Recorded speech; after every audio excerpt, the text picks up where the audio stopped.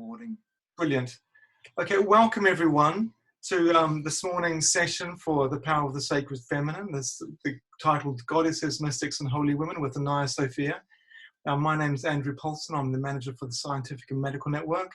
I'm just going to make a few introductory comments and then hand over to David Lorimer to introduce the session. So I'm sure many of you are probably Zoom veterans by now, but we're just going to let you know just a couple of small points as to how we're going to run the session. We're going to take questions. We're going to have Anaiya do her presentation for about 45 minutes or so. And then we're going to go into breakout rooms, which we'll explain to you when we get to that point. And in terms of questions later on in the session, we're going to ask people to put their questions and comments into the chat box, which you can find at the bottom of your screen. You'll see a little speech bubble there at the bottom of your Zoom screen with the word chat. If you click on that, that will open up your chat box, and into that you can type questions and comments once we get to that part of the session. So I think that's all we need to know at this point. So without further ado, I'll hand over to David to introduce the session. So thank you, David. Good morning, everyone, and a warm welcome from a rather damp France, where Anaiya is also speaking from. So the weather is similar in Puy-Vert as it is here in Saint-Colombe. The first thing I'm going to do is to light a candle to the sacred feminine for today. I will just show you that. So we have the candle lit, and I will just put it aside. And then I notice here that there aren't that many men who realize how important the sacred feminine is. Looking down the list of people here, which is a great pity. And I think we'll be sending out a strong message today to all the men who should be here, that they should have been here, and they will regret it. But anyway, we'll be able to make the recording available. What I want to do is just show you Anaiya's book here, which you all should get and read and study and apply. I reviewed it in the latest issue of the journal, which has just been available online. It's been posted out on Wednesday to members. And I think the review is actually on the page of the Mystics and Scientists. And so do have a look at that if you haven't had a look at it, and have a look at these two very, very powerful books that are from today's speakers. Fierce, Feminine, Rising. And when I read this book, I could feel palpably the powerful energy emanating from it. And I'm sure if you read it in turn, maybe some of you actually have read it, but if you read it, then you will feel this same energy. And I think I'll give you a sense of this by reading a paragraph from the preface, which is called Rewilding the Feminine. From what I understand, the fierce feminine's mission is twofold. Not only does she intend to address and rebalance the powers that govern the planet by making sure every habitat has the right to thrive and that equilibrium is maintained, but she will also apply the same rigorous methods to fully balance and harmonize our own minds. Her journey is an inner and outer one. What we imagine is up ahead for the planet will be the same for our own brains. We will not be the spectators of this massive global cleanup campaign, but participants ourselves. We can have this the easy way by surrendering to these truths, or we will experience it the hard way by resisting the inevitable and having it forced upon us. And here is the very powerful sentence: change is coming, balance will prevail. Change is coming, balance will prevail. And so it's such a pleasure to introduce my good friend, Anaiya Sophia, who is one of the leading people in this area, in the context of the sacred feminine, the Mary Magdalene, sacred sexuality, And if you haven't visited her website beforehand, then you should certainly do so afterwards. In fact, you'll want to do so and make contact with her. I should also mention that she and her husband, Pete, they run a guest house in Privert called Occitanie. And you can look that up on the website as well, on the internet as well. So if you're coming down to this area, then you can get the opportunity to spend some time with Anaiya by staying in her guest house. So little plug for your guest house, Anaiya. Thank you, I'll just hand over to you. And we're so looking forward to this session with you. Thank you. Thank you so much, David, Andrew, and thank you to everyone here on the screen, welcoming me into your group.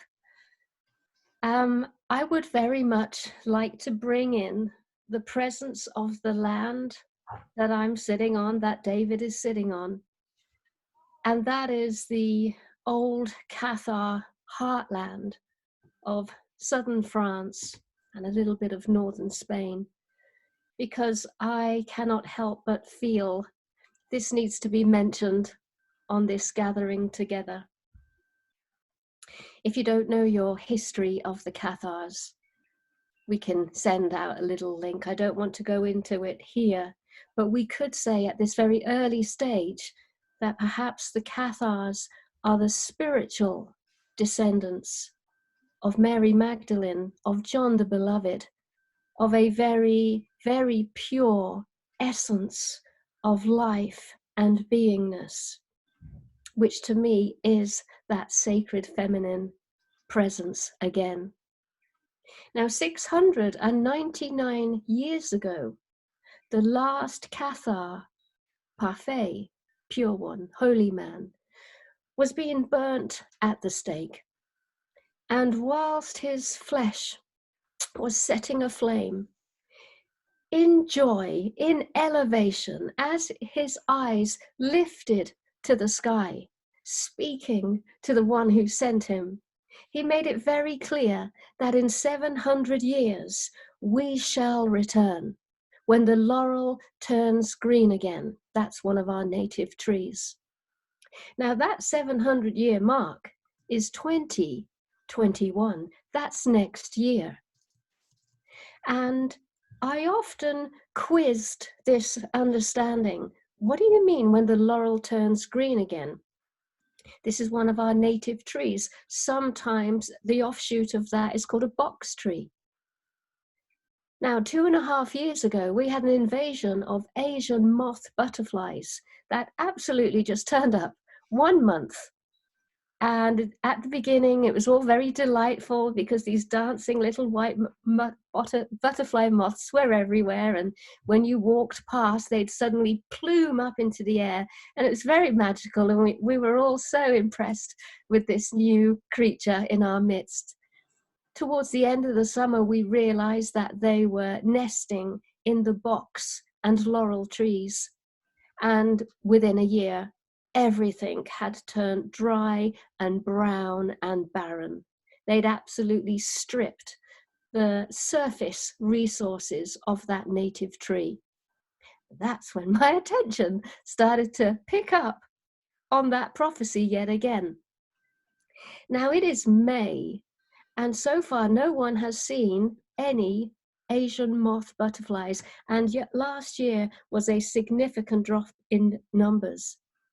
Which means if they don't come this year, that tree, that Guillaume de Bellibus, the last Cathar parfait, that laurel shall turn green again, will absolutely coincide with this 700-year prophecy of the Cathar people. Also next year is the 777th anniversary of the fall of Montségur. So there's quite a lot happening in this region that myself and David are sat on right now. It seems I am going into it a little bit. I have no notes prepared. I am really open to the Spirit, wherever that Spirit wants to take us this morning. Let me just lay out a few guidelines. I'm going to speak for 45 minutes, and then we're going to have a little break. And then I'll return with like a session 2. So just know we're only here for 40 minutes as this transmission comes through. Why am I so interested in the Cathars? I'll tell you why. I believe they were not only holding, impeccably holding, but acting upon the way of the Christ path that Mary Magdalene herself brought these Occitan people, these already heretical people. It's as if they preserved perfectly, in the most holy way, her understanding, the feminine understanding of the Christ initiation and what that was looking like in the Holy Land, and Mary's viewpoint on the whole proceeding, the whole initiation. The Cathars do not necessarily revere, they absolutely recognize and appreciate, but there is no reverence towards Jesus Christ in the way that there is reverence towards Mary Magdalene. It's not so much Mary Magdalene herself, it's what came through her. This is, in my heart, she was the voice, the clear, lucid, penetrating, and surrendered voice of the sacred feminine. And for some reason, 700 years ago, the people here could hear this voice, this transmission, and they kept it alive, and they kept it secret, and they kept it safe. Earlier, before the Cathars, they never called themselves the Cathars. This is just a name that got plonked on them by the Roman Catholic Church. So this message, Mary's sacred feminine message of the full transfiguration, nothing less than what Christ himself went through, is laying dormant-ish here. It's in the land, it's in the locals, it's in the springs, it's in the forests. So behind me is the French Pyrenees, just out the window back there. So I just would love to bring that beautifully, amazingly green and fluffy, verdant land in as well, because we've had so much rain and sun and rain and sun. So the land is exploding. The reason I'm so enthralled with the land is because these Cathar folk often got burnt, definitely killed, but what they were carrying in their blood, in their flesh, in their beingness, would have fallen down into the land, and the land would have absorbed it all and kept it safe. So their essence is in the land. And that is why all we have to do is walk those old Cathar paths, better still, with bare feet, and literally draw up that mystery. What was it that they were keeping safe and keeping pure? I cannot help but see that we are in a similar time again, my dear friends, as we are forced into lockdown, as we have this virus around us, and as our life is absolutely changing from one era, one age to another. When you look at the Cathar faith, the Cathar principles, it's very interesting and can easily be overlaid our lifestyle today. They believed in two gods. One God who was hard and punishing and had lots of rules and lots of control and lots of domination, and literally built the world with a little w, if you know what I mean. So that's, for me, that's the God of capitalism. It's the God of cities and structures and shopping malls and legalities and the world that we have had a little pause from recently. Now, the other God is this beautiful, benevolent, loving, could easily be seen as mothering, but that does not mean female. This benevolent, loving, forgiving, compassionate, eternal presence of love. And so the Cathars chose very much to withdraw from the world with a little w, because they felt that that world had nothing for them. There was nothing of interest in that way of life. And so they retreated into the caves, into the forests, into the meadows, into the woodland. And that became their abode, that became their resting place. And that is where they gave their services. They didn't have a church. The church was the woodland and a gathering amongst people. So what is it that we are experiencing now as we move from one age to another? I believe we have the same question being flagged up before us.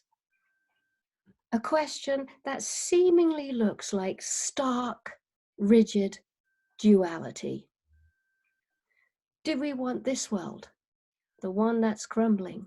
Do we want this world, the one that's incredibly pure and has withdrawn from the world with a little w?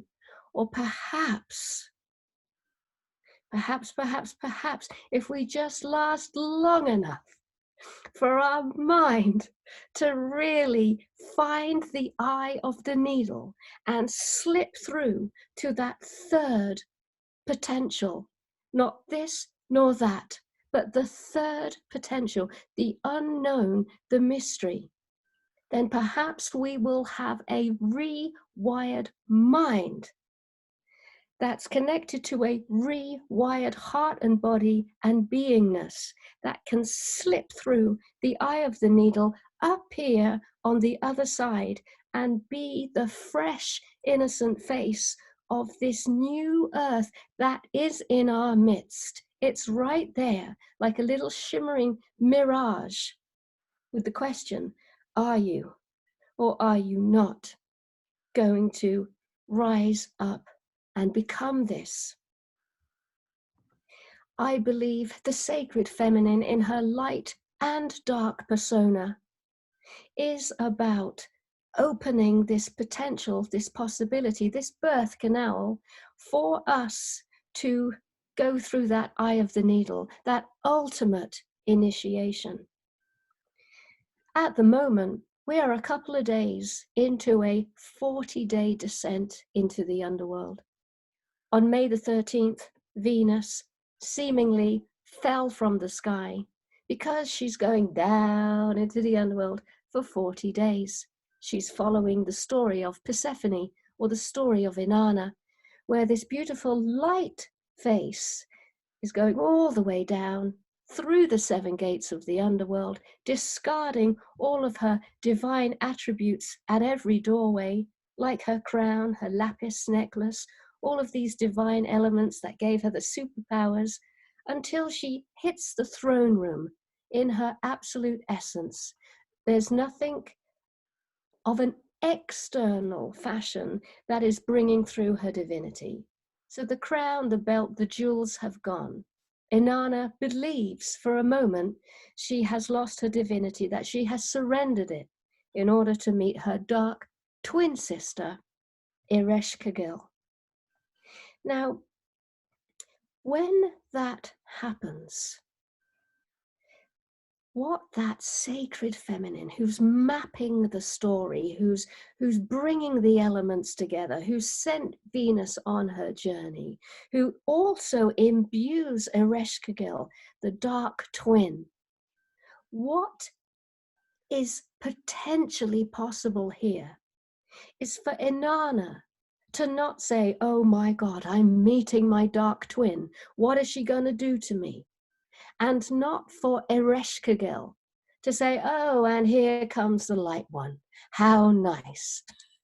But for those two elements to shatter that sense of duality and absolutely in the deepest, most incomprehensible way, unify right at the center of that dark, frightening, mysterious underworld.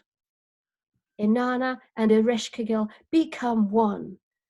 Persephone and Pluto become one. The ultimate light with the ultimate dark, fusing in a lasting way.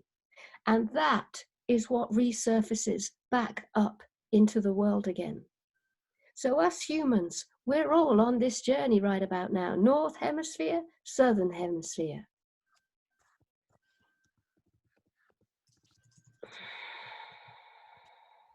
So if anything should show up in the next 38 days, you know what this is serving.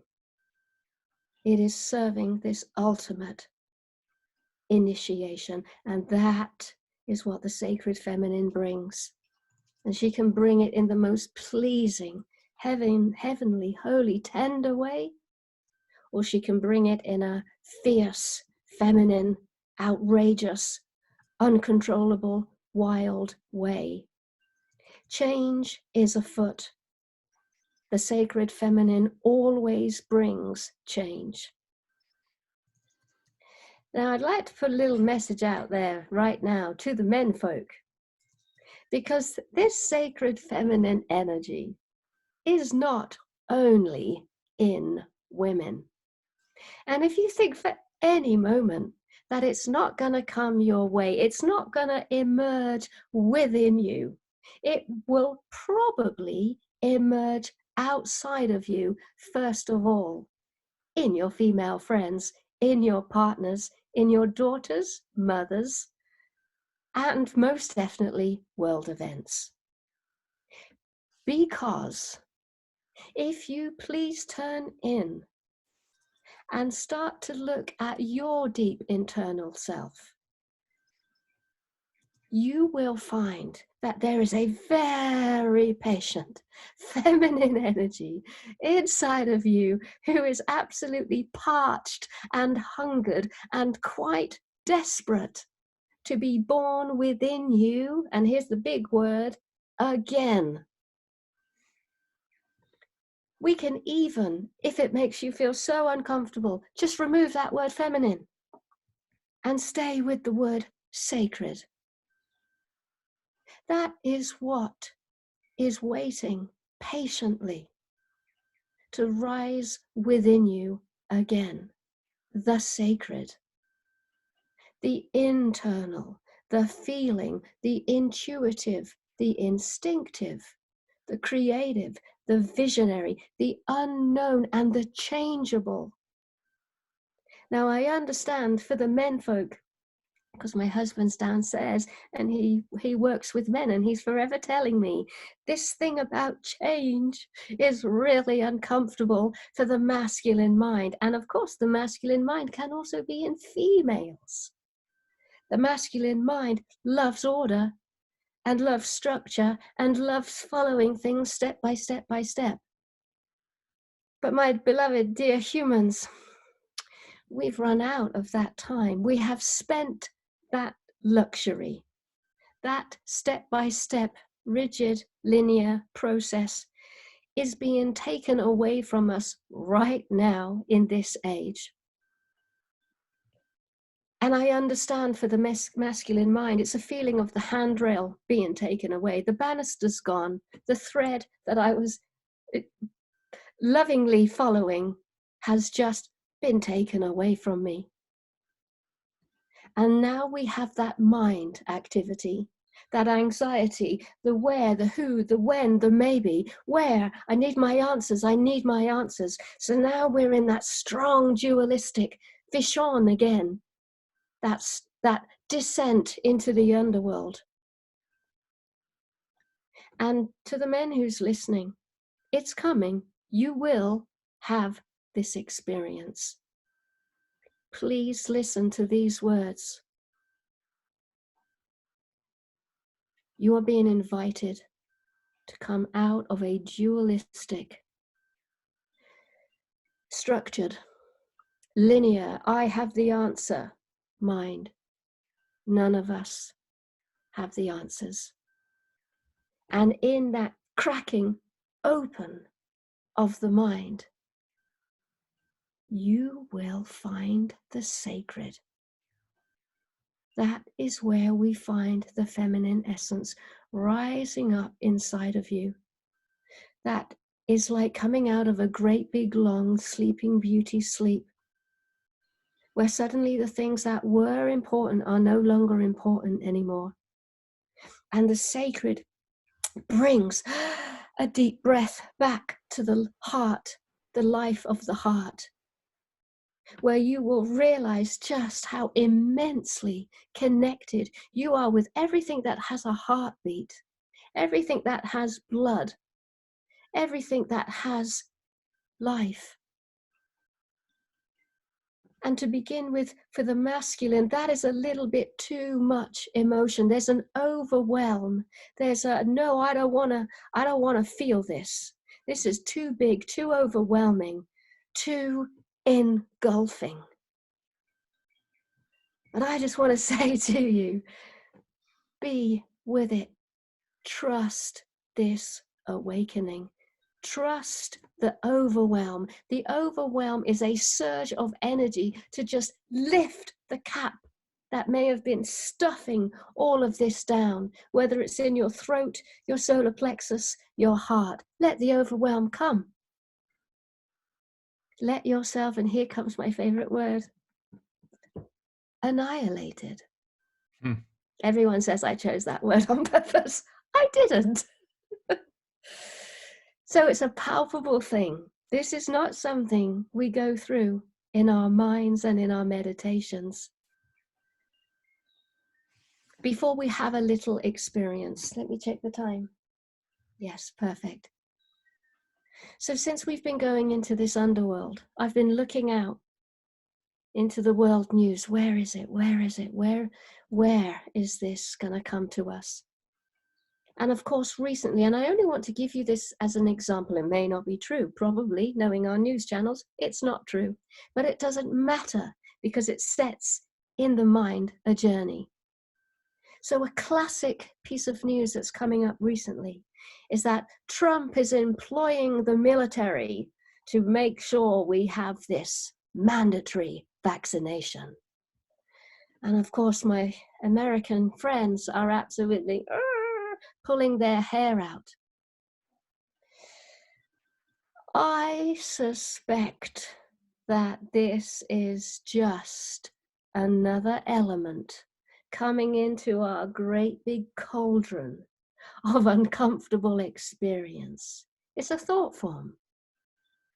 It's a potential. It is by no means a reality, but by golly, for us mystics, we have to add this ingredient. We got to put it in our cauldron. We got to take it on. We got to chew it. We got to be with it, and absolutely watch our reaction to it.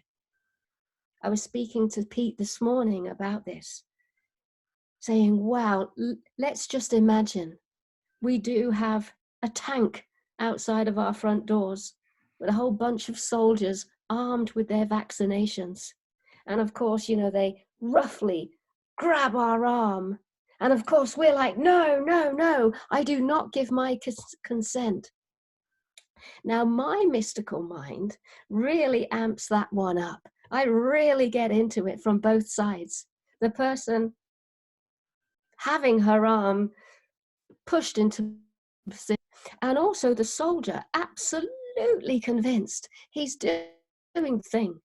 And so I'm acting them both out in my mystical experience and feeling the duality right there, face to face. And not even 2 minutes to midnight, 2 seconds to midnight, something happens that neither myself or the soldier could possibly have forecast. The birth of that third reality. And I believe that is the absolute nectar that the sacred feminine wants to say and reveal to us all today, this morning. that is where she's going to take us. We might have to be the soldier, and we might have to be having our arm brutally yanked. I would like to say, in this moment, as the energy is flowing, I can say I am 100% utterly, absolutely, truthfully sure of this.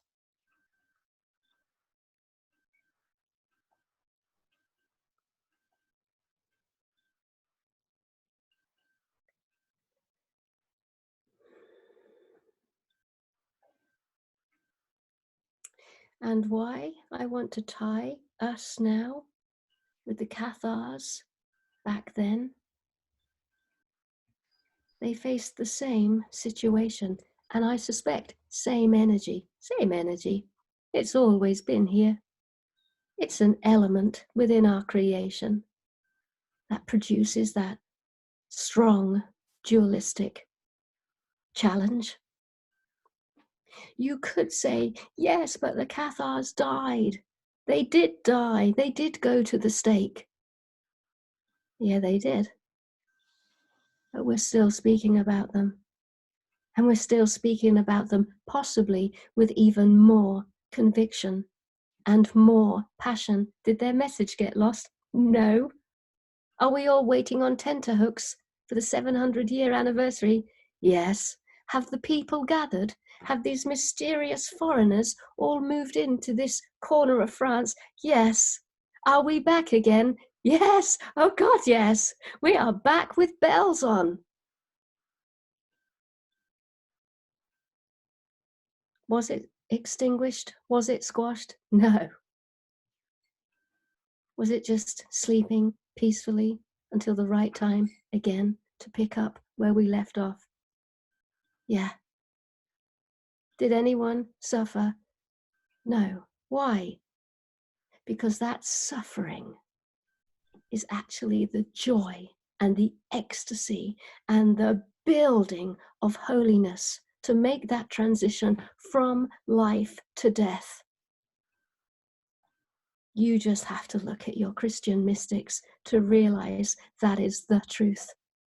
Julian of Norwich, St. Catherine of Siena, St. Catherine of Alexandria. Did they shy away from suffering? No. Did they actually at times, like Perpetua, cut her own throat because the centurion couldn't? As mystics, if we're not already tapping into this quality that needs to come at the 2 seconds to midnight scenario, this is where we must go. We got to feel that again, I believe, dearest friends. And for us men on the call, who are of the mystical persuasion, if it's not already free flowing inside of you, let it come. Let it saturate you. And thank whoever is that might be on the outside, poking and provoking and trying to help you remember, because it is an all hands on deck moment. So I'm going to take a little sacred pause here, see how you're all doing with this material, possibly going back to David, perhaps. Thank you. Wow.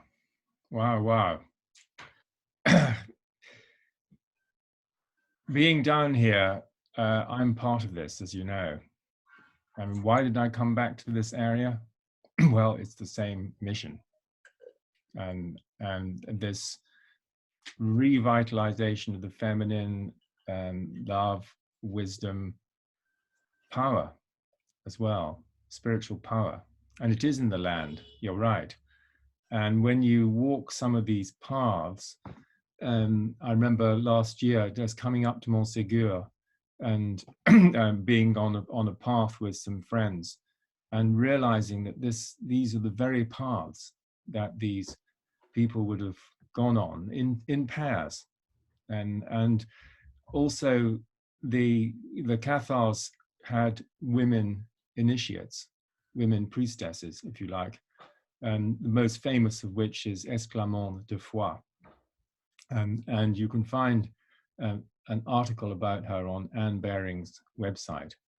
And so this is really what you've been saying is of the essence of the spiritual agenda for our time.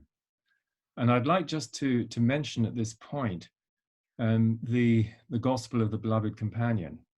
And this is something which some of you will know that I've been, as it were, majoring on for the last 18 months. The Gospel of the Beloved Companion, I'll put it in the chat box. I reviewed it about 2 years ago, and I've written a commentary on that and the Gospel of John. But bringing this Mary Magdalene energy, which you've been embodying and talking about, and especially this incredible journey from the dark to the light and joining the two and up the cosmic tree. And this is the journey that we're all making.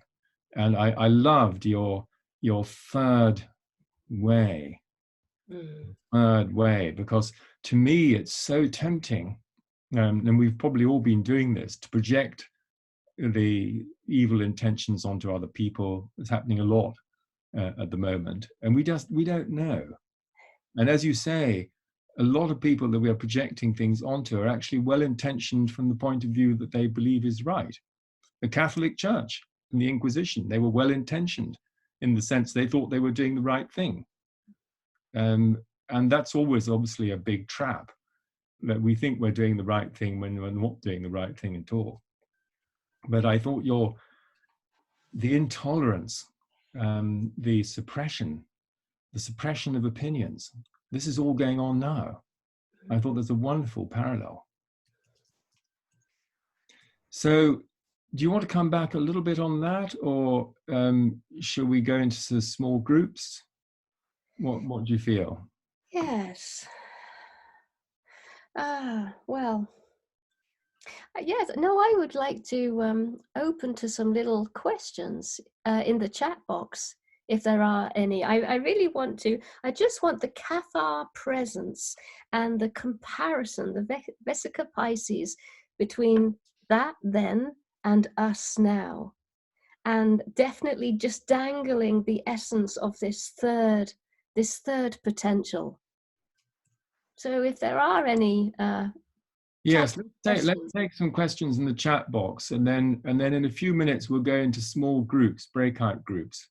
Yes. And then we'll have a break, and then we'll come back. Fabulous. As everyone seems to be, I can't see any chatting yet. I think if I'm speaking for myself, I've been so powerfully affected by what you said.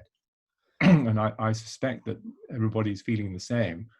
And the questions might be coming from the masculine mind.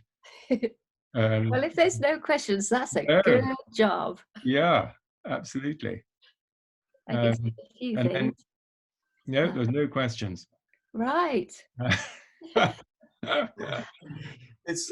We've got a comment from Sue saying, amazing and wonderful presentation. Thank you. Thank you. Maybe what I can do, just to bring it even deeper into reality, is, of course, relationship. Whether we're in opposite gender relationship or same-sex gender relationship, this same dualistic fission is absolutely going to be happening quietly and consistently in the household. This masculine, feminine, a very abrasive way.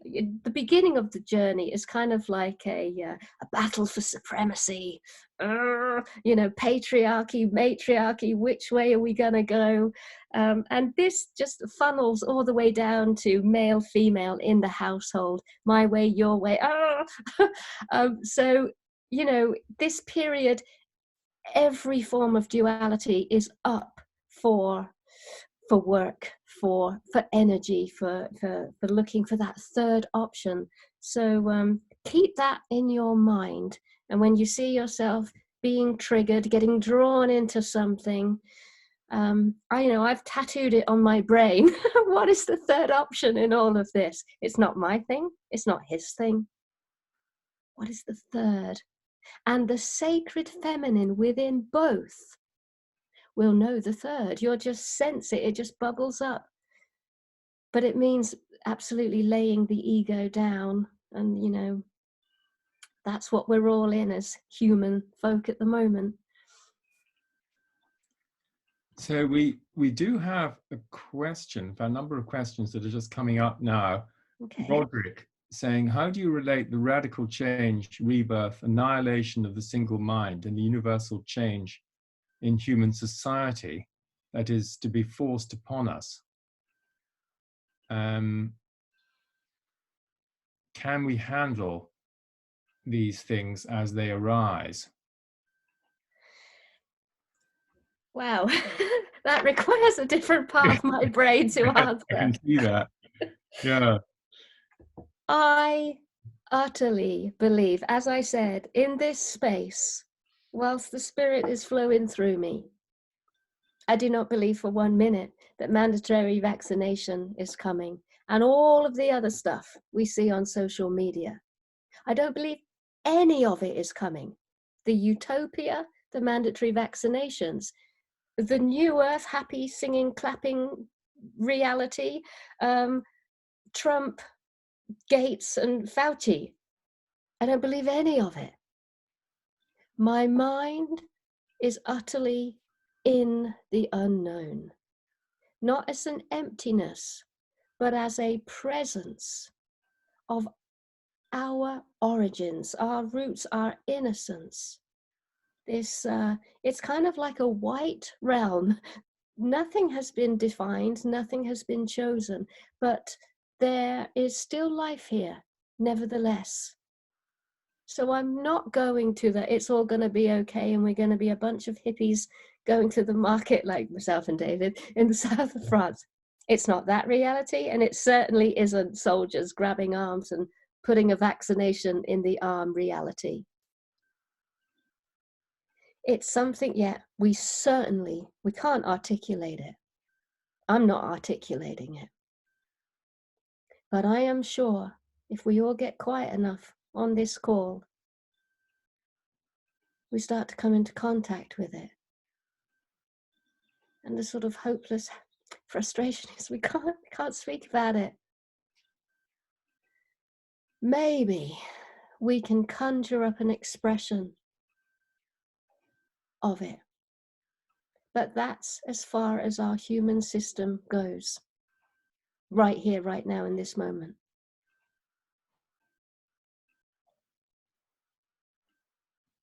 Yeah. When you're in the unknown, you're in the unknown. And you're in the tunnel, you're in the birth canal. You can't go forwards or backwards. You have to be in the moment. Yeah. And allow whatever to arise to arise. There is someone's just said, can we stay in the large group? But I do actually feel that it would be beneficial for people to have some smaller exchanges at this point. Because our experiences is very, very rich, and that people have a lot to share, and you'll be in one of those groups as well. Okay. So that's what I suggest we take some time for. We got one question down from downstairs, actually. Our neighbor Angela saying, how long is this process going to take? Well, again, we don't know. Some of you might be interested in Richard Tarnas's take from astrological, archetypal astrology point of view. That's a very interesting kind of perspective. And I can provide people with the link to that later. But no, I think in the International Futures Forum, we have this wonderful card which says, sit in the messiness for a while. Sit in the messiness for a while. And I think that's in a sense what we're being invited to do. There's no clear, organized way forward here. Please speak more about the archetypal astrological. It better if I let Richard Tarnas speak, but I will put that link into the chat box. So let's Andrew, if you could put us into groups for 15 minutes or so, then we'll have a break of 5 minutes or so just to sort of refresh ourselves, and then we'll come back for the next session. And maybe, I think probably towards the end, after the next lot of your next transmission, as it were, we'll then stay in the larger group. So we'll just have one breakout session. But I think this will be very, very rich for us all. So thank you. Brilliant. Yes, thanks, Anaiya. Okay, everyone, we're going to go into breakout rooms. So you might see a little message flash up on your screen asking you to allow yourself to be put into a breakout room. There'll be about 4 or 5 people in each. And what we've got, it's about 10:46 now. So we'll go in breakout rooms for about 10 to 15 minutes. And then you'll get another message telling you that the breakout room is going to end. And then we'll take a 5-minute break. So I'll put everyone into breakout rooms now.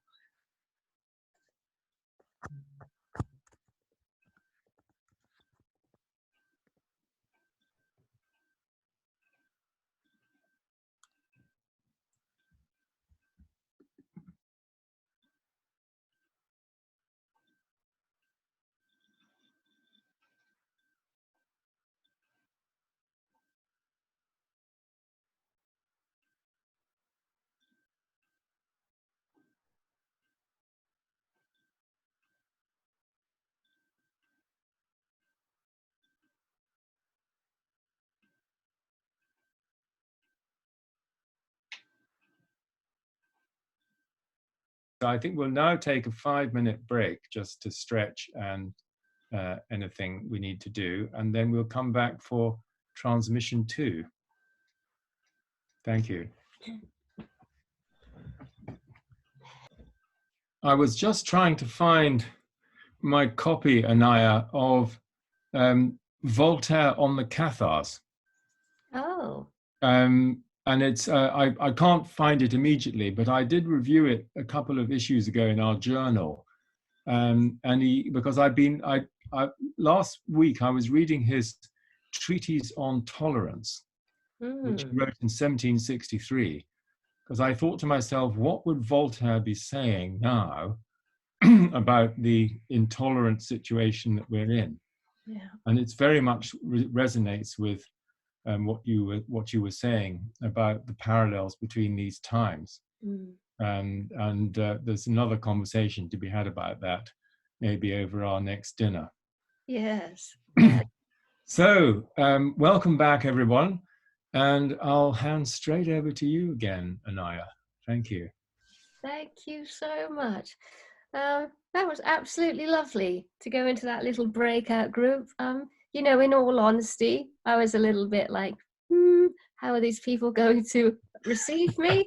Being, you know, so scholarly and well read. But yes, all is well. As who was it who says that? Julian of Norwich. Yeah, that's right, Julian of Norwich. T.S. Eliot. So speaking of goddesses, mystics, and holy women, I want to really bring in that 2 seconds to midnight element again. All of these holy women and mystics, and many of the goddesses as well, had this incredible moment of transformation at the 2 minutes to midnight moment. And you could say, yes, but it's just a story, it's just a myth, it's just a legend. Then I would say, well, how come it always ends in that way? How come they don't actually die of intolerable suffering? Because in the moment, that is what's happening. But at the 2-second mark, something unknown happens. And I thought before we get into our second section, I just want to make sure that the guys really get a really good, juicy visual of the underworld journey. We did the Ereshkigal girl and Inanna's tale. Let's do it in a man's way. So let's just imagine you yourself, as you are, dearest men, finding yourself at the entrance to the underworld, where you're met by all sorts of gargoyles and sort of demonic guards, who in their neutrality, worth noting, in their neutrality simply say, you can't come in with your rucksack, you can't come in with your belt, you can't come in with your jacket. You got to take something off every time you pass through a gate. So by the time you actually get down to the throne room, you are in your birthday suit. And you are en route now to meet your dark twin, which could be, you know, in my circles, it could be a Fauci, it could be a Bill Gates, it could be a Donald Trump or a Boris Johnson. But the slight issue here is that they have your face.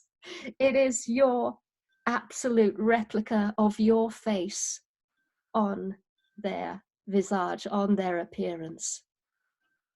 And so here we go. We have that duality. What are you going to do down there?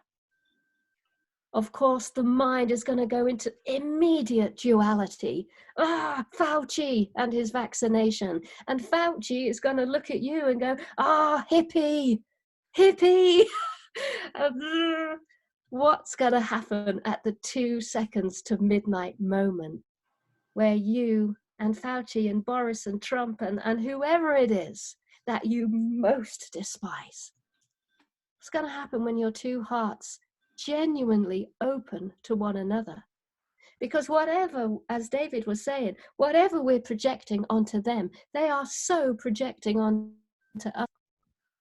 What happens when our hearts and souls and brother, sisterhood suddenly starts emerging inside of us, and we take them into arms and we shake hands like good men, and we slap each other on the back, and we lay down our duality.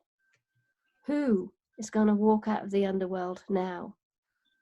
And when we walk out of the underworld back to the surface of earth, we are bringing our medicine. Whatever happens down there, it's not for us. We are now drawn to serve.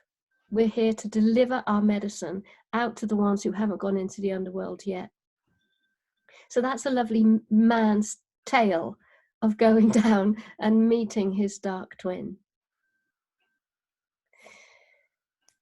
What I thought I'd do now is just step back a little bit so that you can see my cross-leggedness.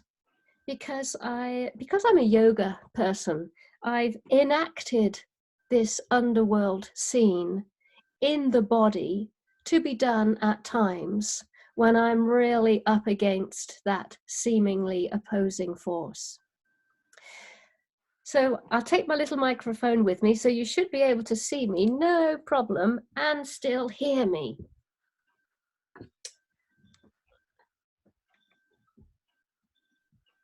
Right, so I call this a sacred marriage ceremony. I start like this. I'm cross-legged. We can even be in a chair, we can be on the edge of the bed, but we start off like this.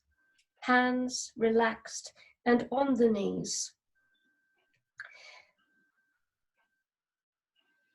What I could put in my right side perhaps is like a sensation of, I am born ready. I came to earth in this incarnation for this time. And I know that is a palpable truth. So here I have, on my right hand side, I have born ready. You know, there's a part of me that's like, yes, it's time for Thecula, the Christian martyr, to rise within me again. And a sense of almost excitement of this moment we're in. But it's certainly not a flippant excitement. It's more of a finally we're here. Finally we're here, and I've got some good resources. I'm ready. I'm born ready. I've always been ready for this. On the left-hand side, I have my, the daughter within me. will I ever see mum and dad again? Will I be able to fly or sail to England again? Will I actually get to hold my mum and dad? Or am I going to have to watch them go on Skype? Because my father, who is already terminally ill, is he going to pick up the virus? So this part of me at the beginning has no palpable sense of this one. And so this is how I do the work. I play 2 pieces of music. One piece that is absolutely congruent with these 2 qualities. So I call this one the afraid to die. Born ready, afraid to die. So the afraid to die one, paradoxically, goes first. And she or he lifts off the left knee and travels on their own merit, using up possibly the last of their resources to make this journey, to take this pilgrimage into the realm where I find my other piece, born ready. And this afraid to die character uses all of her last resources to bring the born ready part to the midline. As if to say, I acknowledge you. I know you exist. And I myself am going to support you. I'm going to carry you for the duration of this song as I imbue all my appreciation, all of my acknowledgement, and all of my intimacy by realizing you absolutely do exist. So all of my own personal human fears, mum and dad, will I hold them? Will I kiss them? Will I ever go back home to England? That part who is so afraid and so fragile and so vulnerable has chosen to come and pick up this mighty side of me that's born ready and excited finally that this moment is here. And even yogically, I can just let my shoulder and elbow just go because I am learning, here's the paradox, to trust the part of me who's absolutely afraid and scared to death. This will be a very emotional and grieving and joyful process, especially if you've chosen the perfect piece of music. When I do this side, I always choose a soundtrack from the Da Vinci Code. I think it's called, yeah, that's right, Chevaliers of the Sand Grail. So I feel all of that rising to the challenge. And yet, it's the most frightened part of me who's carrying this immense weight that I am. And then after the duration of the song, I put that part down where I give myself a personal handhold, where my frightened self eventually is going to go up the whole length of my arm, putting somatic, deep, present touch to all the times I have been victorious. So my frightened self is acknowledging all the times I really did stand up, speak out, rise and shine like a phoenix. And then I come all the way back down, give myself a little handhold again. And then I sort of float off back to my knee as if that was my last breath. And so now this one's in the unknown. She's spent all of her energy acknowledging this one. So now up we go.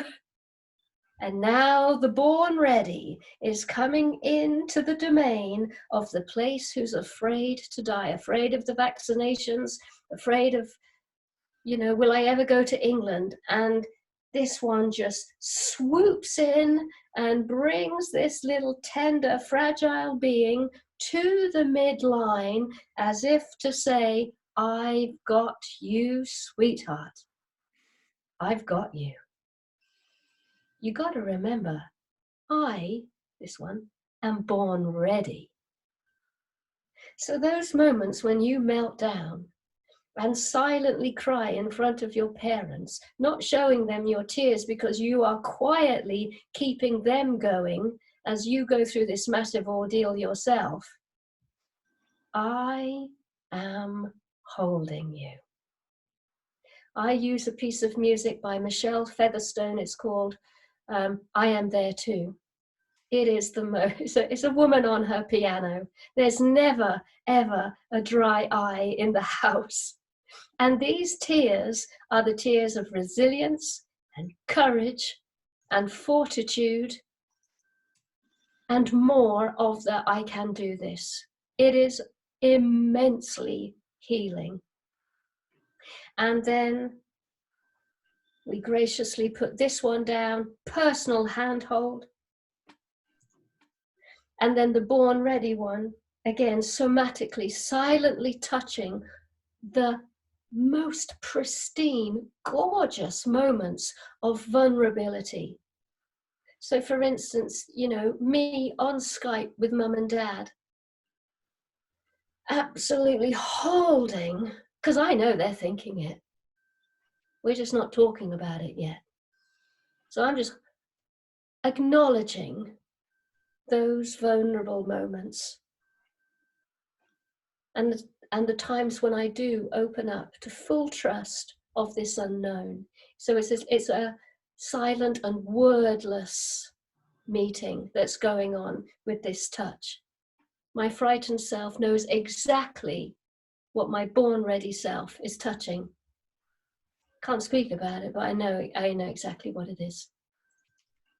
And then the third phase, because that's not the end. The third phase is this moment where you've acknowledged both and the essences of both are learning to be together and make a fusion and make a sacred marriage. So now we need a third piece of music, or perhaps it's silence itself, where you simply are the fusion. You're in the third element right now. You're born ready and you're afraid to die, and you are something else. We just don't have the terminology for it yet. And that practice, it takes about 15 to 20 minutes. That practice can harmonize any opposition. So perhaps you could put in your right arm the masculine mind, the part of you that's looking for an answer. I need to know what is going on. And the part of you who's totally comfortable with not needing to know. And so you bring those together. This is such a powerful, such a embodied practice of harmonizing the masculine, the feminine, the sacred, the profane, the left and the right, the light and the dark. It is an absolute gem.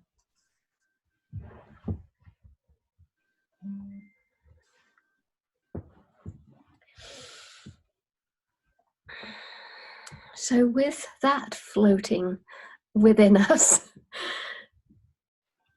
I would love to just bring you just a few examples of these 2 seconds to midnight scenario from our little collection of goddesses, holy women, and mystics. So we mentioned Perpetua earlier.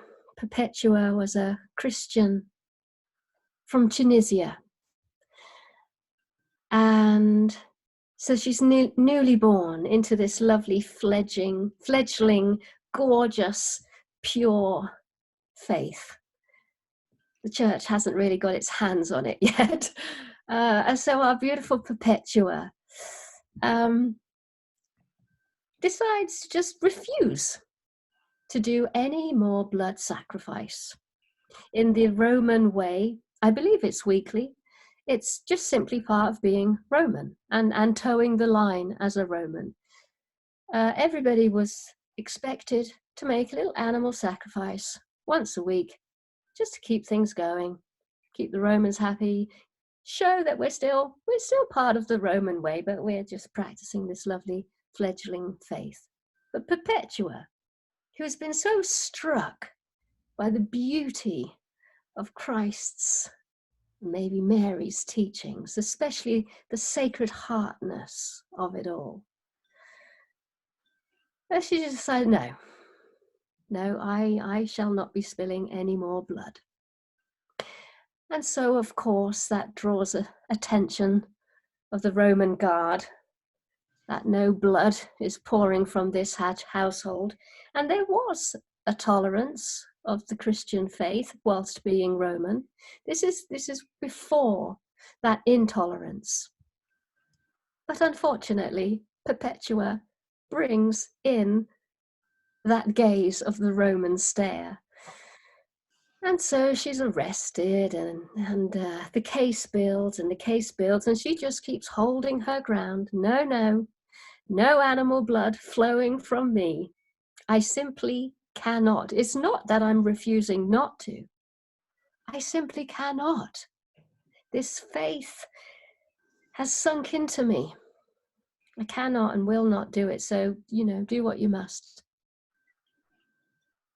And Perpetua's case grows more and more serious until she actually finds herself in the dungeons of the arena, where it's only a matter of time before she faces the games.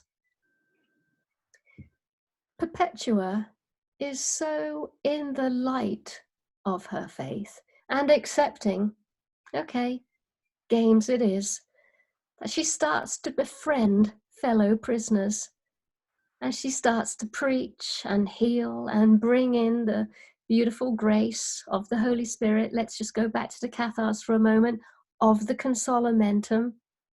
So these beautiful, pure, original Christians had generous access to this holy and redeeming force. Just thought I'd pop that in there. So she's absolutely changing the nature of the dungeon environment, and everybody is being given direct contact with this redeeming, holy, sacred force. So what was once a very dark world is now a golden world. And so the time has come. And Perpetua and a group of other who are now martyrs are drawn into the games. And there's a little bunch of 5 of them, 2 ladies, I believe, and 3 men. And of course, out come the lions and out come the bears. And these young people, apart from Perpetua at this stage, are taken by the animals. But for some reason, every time a lion or a lioness or a bear starts to come for Perpetua, they turn away and simply cannot take her, cannot slice her, cannot eat her. And so the Roman governor and the people are baying for some kind of order to take charge. The animals back away, and they just start licking their paws. The bear, rolls on his back and just I just want to sleep. I've already ate a few people. I'm not interested in this one. And she's praying, and nothing is happening. The animals are uninterested by taking this lovely, fabulous young lady who's just praying, until finally the Roman governor orders a centurion to go out into the arena and just cut her throat. And so this formidable Roman centurion, who's proud to have been given such a task to finally shut this woman up, strides over, draws his sword, and then looks down at her, praying and is immediately transformed and transfigured into the faith there and then, and simply cannot do it. There is a darshan. All the stories tell of this exchange that's going on in their eyes.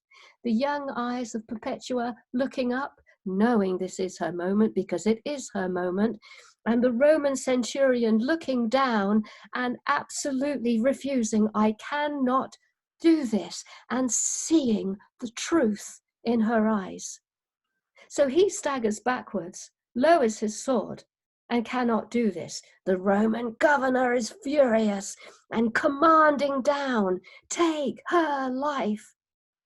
And so Perpetua takes the Roman sword, the Roman centurion's hand, places it against her throat, still holding darshan, still eye to eye, and cuts her throat open.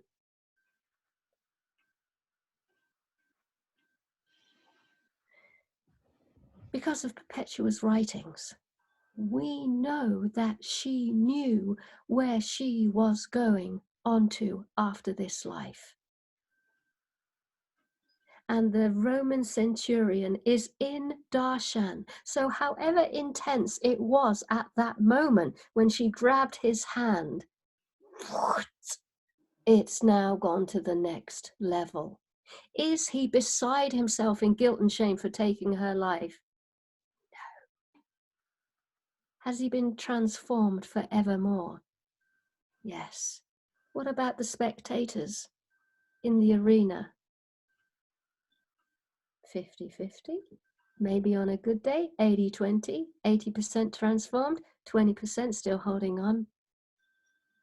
That is the flipping grace of the sacred feminine in Perpetua and the Roman centurion and the people who took the bait and went on the transformational journey. It's not just her. She's just a catalyst for all to awaken to it. What's going to happen in the heart of the Roman centurion? It's going to break open, and he is going to grieve and lament lifetimes of being separated from what he's just seen in Perpetua's. What about the people in the arena? Same thing. The moment was a moment of immense grace. And whoever saw that with their own eyes will pass it on and pass it on and pass it on in their stories. And that is exactly what is happening right here.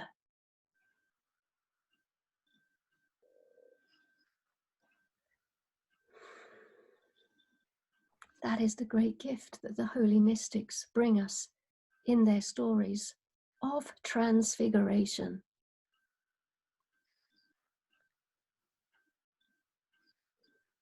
And of course, I can hear everyone's mind, including my own, saying, does it mean we all have to die? Who knows? Let's do our practice. Who knows? But am I in any sense of pain telling this story? No. And are you in any sense of pain receiving the story? No. But I believe we're in that time again. We're in that time where it's time for a change from one age to the other. And it's this element, it's this agent, it's this catalyzing force that brings us here.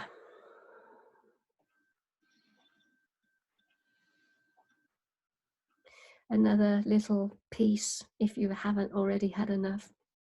My favorite story, the story of Thecula, another Christian mystic. So she's out there in the middle of the games, and out come the lions for the very first time. 3 lions, 2 male, 1 female.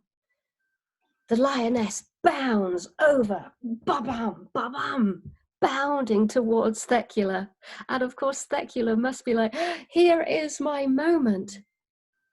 But the lioness pauses at her feet, goes down onto her haunches, and starts licking Thecula's feet and pawing at her with a soft claw.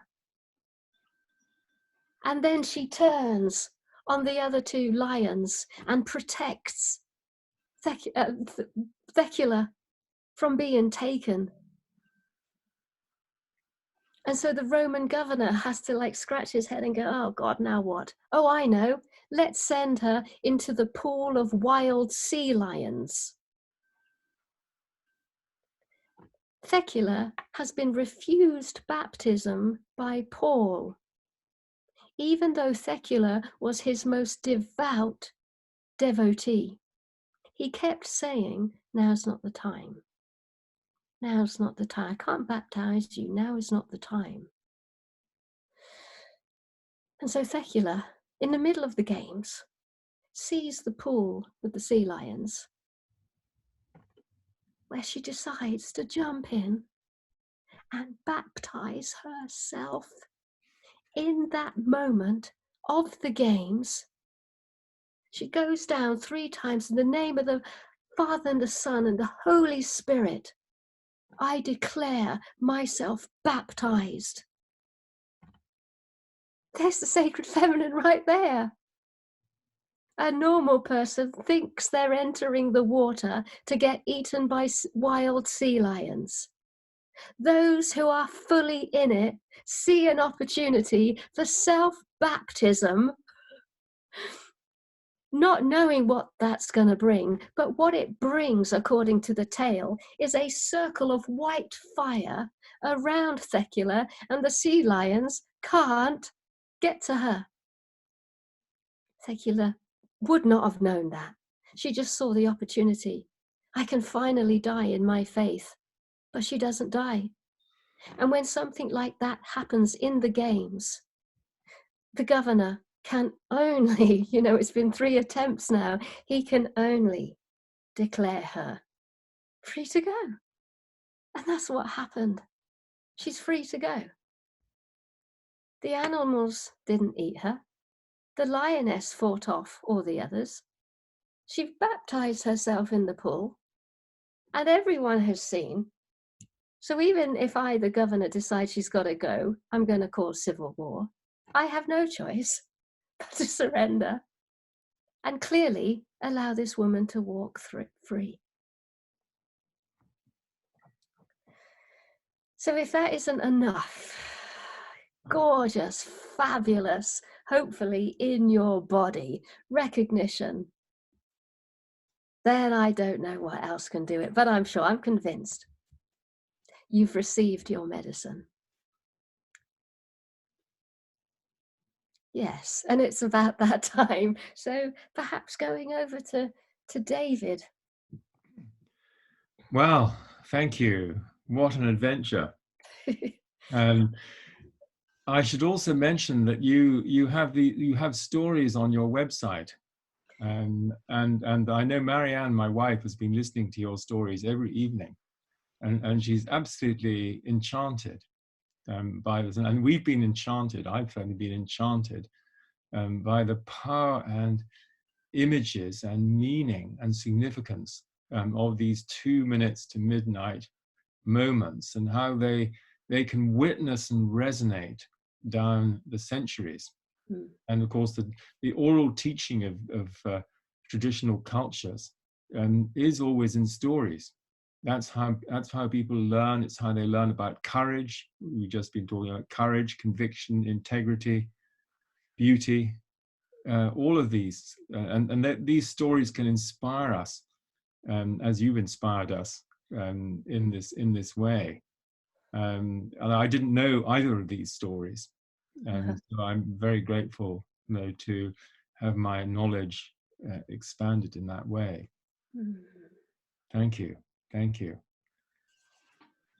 So shall we open up for some interaction? Absolutely. Yeah. Maybe one little piece I could just add whilst you're trying to formulate your question, because the mind has been scattered. Yeah. In the heart of deep Gnostics, deep mystics, like yourselves, there is this quiet understanding that the opposing force, the dark force, is an ally.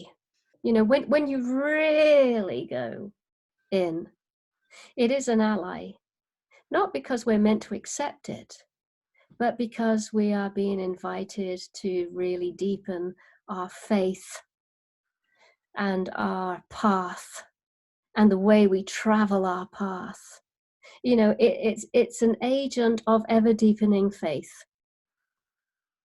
You know, our Faucis and our Trumps and our Borises, they are an ally of really getting us to the 2 seconds to midnight place.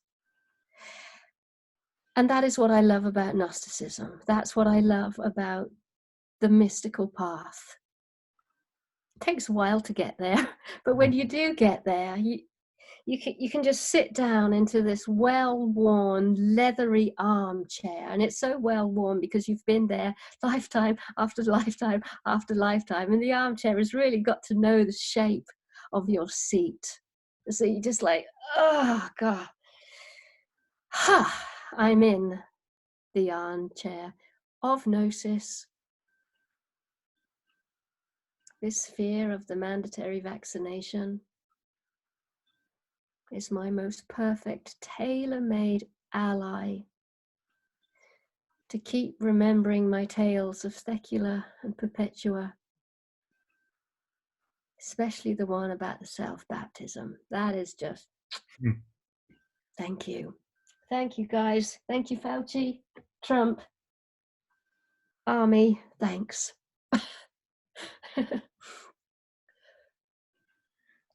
There's So, questions? Yeah, the Christopher Fry poem, which Sir George Trevelyan used to recite, which I think is the summons to a high crusade. He really represented that masculine, the sword. The sword. I knew him very well. He was a mentor for me, and I thought about bringing it at the beginning, but no, it needs to come in maybe now. Just this, thank God our time is now. He said, will you wake for pity's sake? Will you wake for pity's sake? And when wrong comes up to face us everywhere, and I haven't learned it completely myself, but it is this, thank God our time is now, which is the born ready part. But I'm sure everybody here recognizes that we have these two, afraid to die and the born ready. And I love that. I thought those really, in pulling those together and for each to support the other. Yes. That was what's so beautiful about your ceremony, that vulnerable part of us was the one that took the initiative. Totally. That's the crushing blow right there. Yeah. I mean, what a message. And that all of us, I think, can resonate with that. And it's a challenge. And but it's its own message. The process is its own message in that sense. And you're absolutely right. What we see as the so-called enemy. I mean, I remember when Trump was elected, people said, well, at least that'll wake us up. You know, we'll get our act together. Well, takes a bit of time. Yes. Takes a bit of time. Now we have a question here. Would you see the connection of what you're saying to Joseph Campbell's hero's journey, especially the transforming demons phase? And this is Sue, who's writing a book about this transforming demons phase of the hero's journey. What do you think about that? There's just one answer. Yes. Yeah. 100%. Yes. Lost for words, except is the exercise available, or is it in your book? I have a very early YouTube snippet of me explaining the process again. No, this one hasn't been written down. I want to keep this one oral because Okay. it needs to come with the emotion. So if David and Andrew are okay with it, we can slip that link in. Yeah, I was thinking that the end of the day, we'll compile links, from the group as well.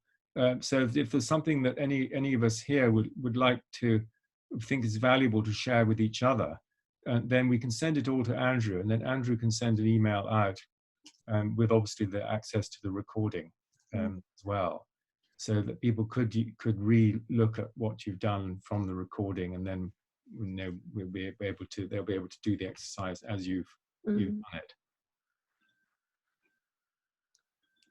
We still yes, there's the people seem to be lost for words. Can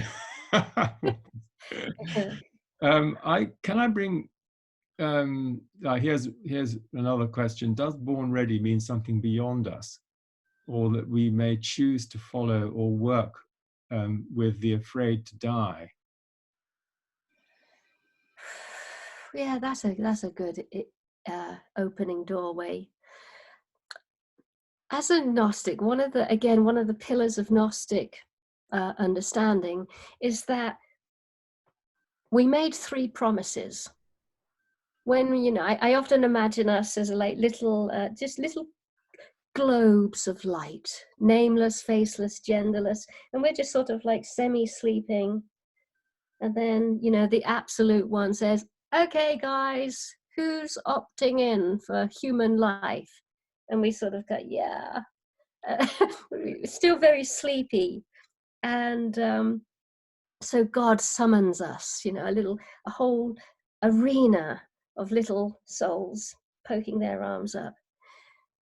And he or she says, "Well, it's time, therefore, to make your 3 promises." The 3 promises is like the ejector seat. The 3 promises is what gives us the propulsion to get down into our mother's bellies. And so the first promise is a promise that we make to ourselves. Quiet, secret promise. We have no name, we have no face, we have no gender. We just like send these inner whisper to ourselves. I promise, can't tell you.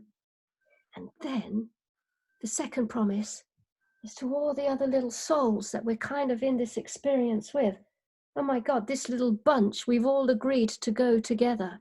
And so we whisper a promise to all these other little spheres of light.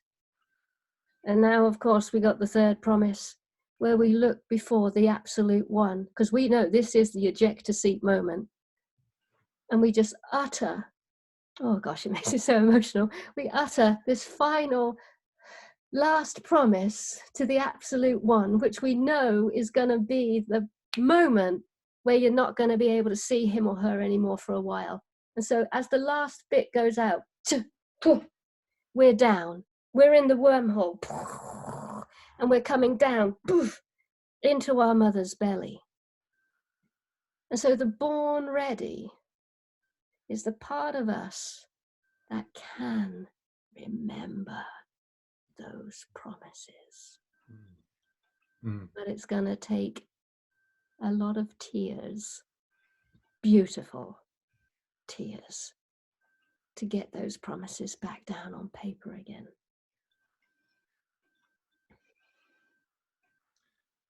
It's remembering. That means so much to me, that the remembering, as Plotinus said, is for those who have forgotten. And that's all of us in that moment. That's the fall into the Gnostic and the Cathar understands the fall into duality, the fall into darkness, the fall into forgetfulness, the fall into sleep. So it's about remembering and waking up. Absolutely. And that's what we're all here to try to do. So I love that, the ejector seat. It is a great analogy. I was thinking about the parachute, sort of jumping out of the plane with the ejector seat. There's no parachute; you're straight in there. Oh, totally, totally. Yeah, it's wonderful.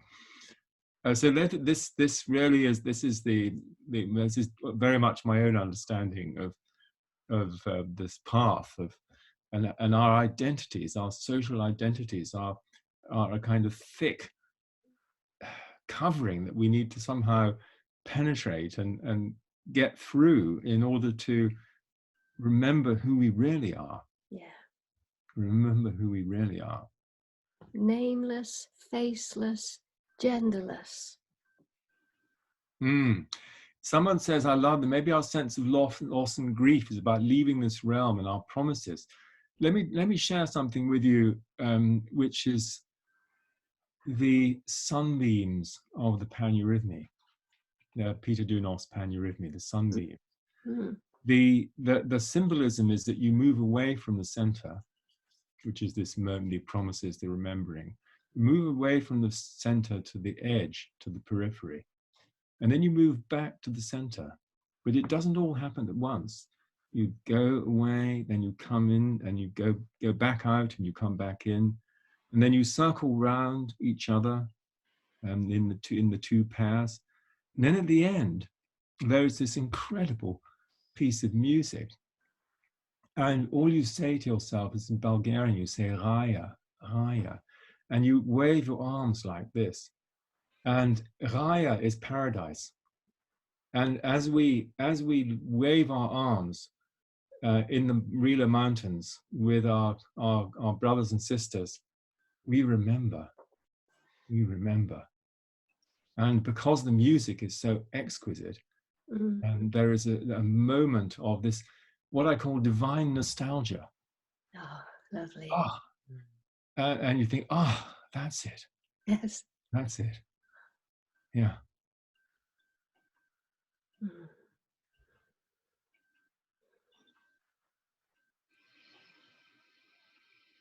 Well, what a space we're all in.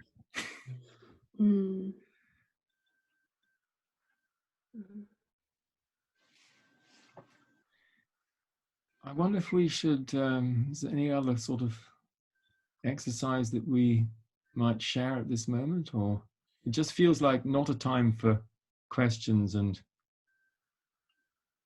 analytical mind. Yeah, I'd love to bring in the gorgeousness of living a life that is filled with grief and gratitude. I've been listening in a little bit with Stephen Jenkinson. He's one of us. There's a beautiful snippet in a movie about him called Grief Walker. In his earlier years, he was a little bit of a death doula to help people die well, die honestly. And there's a beautiful scene where he's drifting along the canoe and he's looking at the roots of an old tree, just like dripping into the water. And the person filming him says, "Oh, Stephen, God, that's beautiful. Look at those roots, the way they just, gnarly, fall into the water." And he has a bit of a gratitude moment. And Stephen says, "Can you hold that whilst you realize or contemplate that there will be a time when the roots aren't there? They've gone." And so the guy's like, oof, going into a bit of grief there. And then he takes it a stage further. "And then you'll be gone and you won't be able to look anymore." Oh, that's the eye of the needle, beloved friends.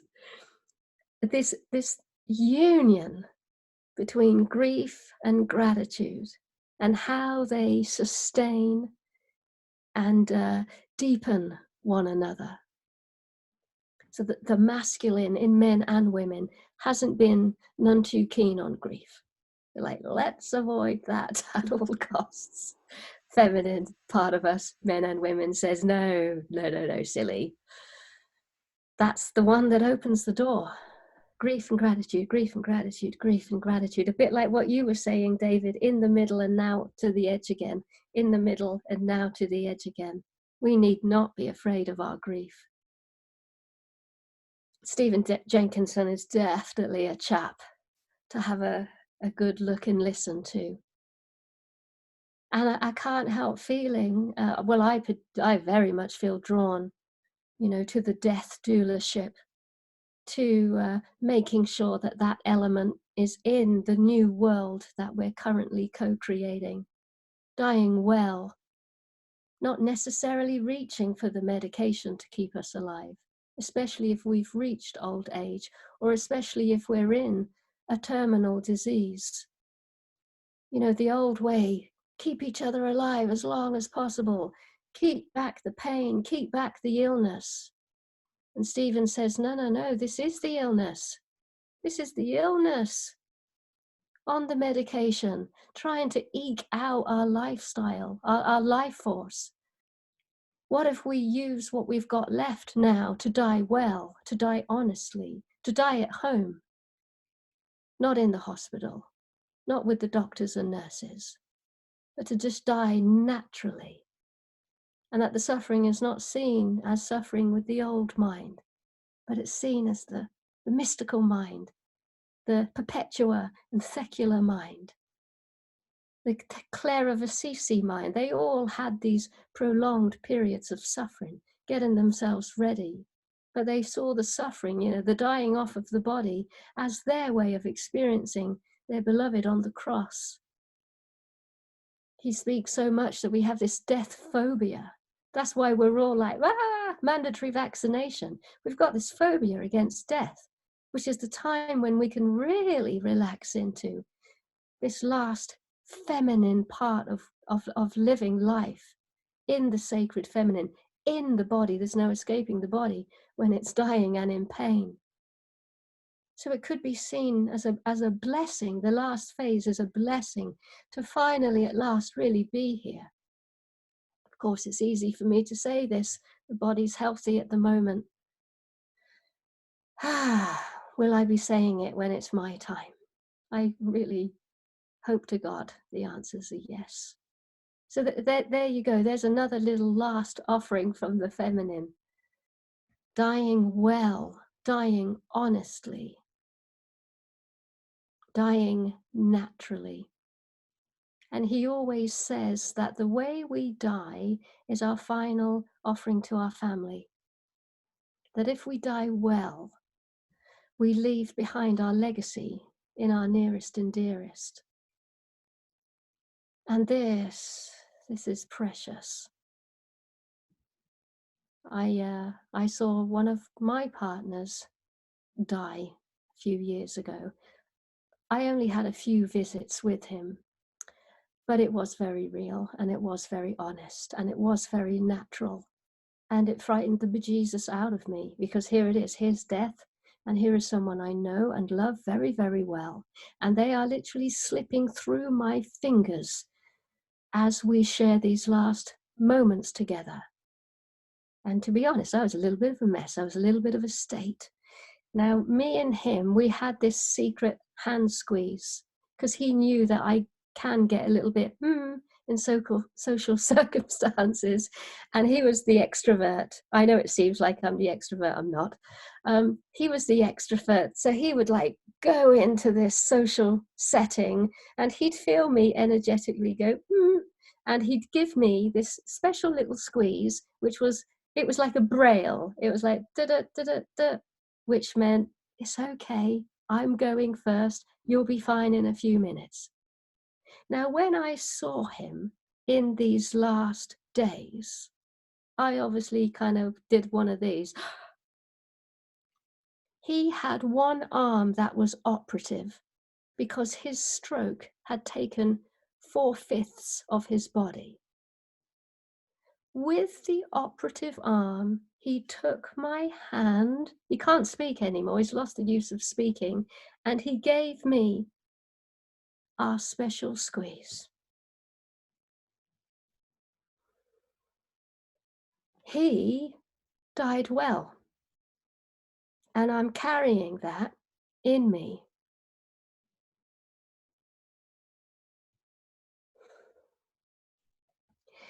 And I can't help feeling that's the beautiful qualities that could be waiting patiently for us to walk into, like little innocent children entering this paradise that's so unknown.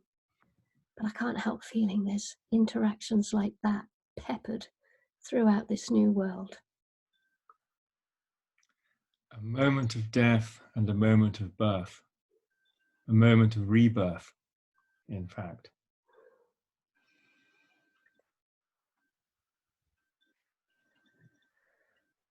Well, we're just coming up to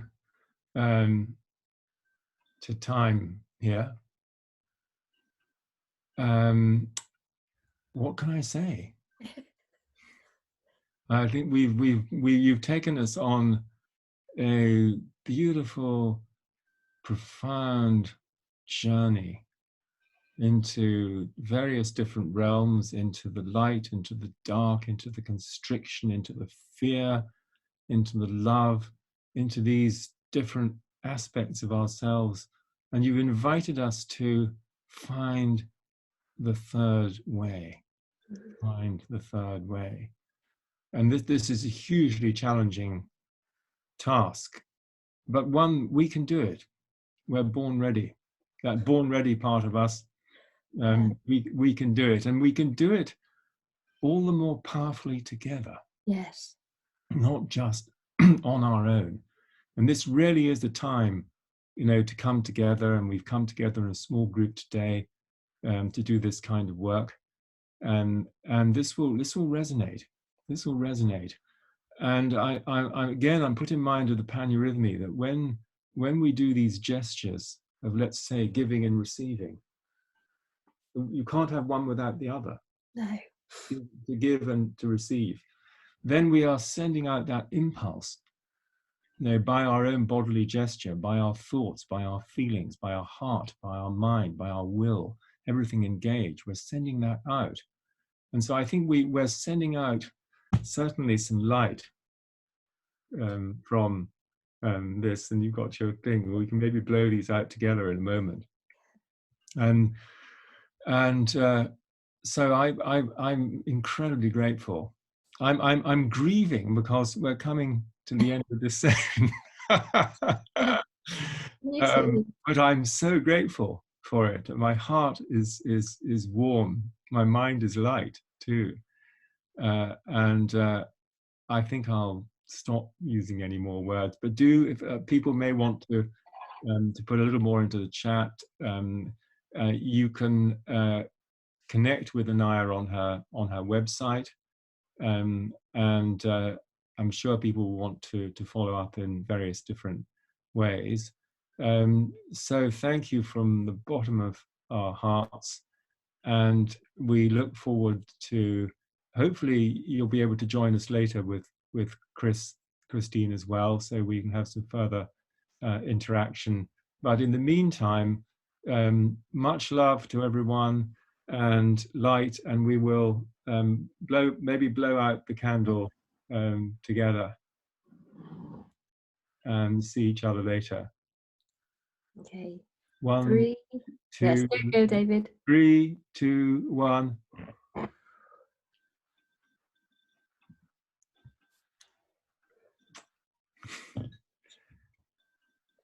Thank you, everyone, and we'll see you later.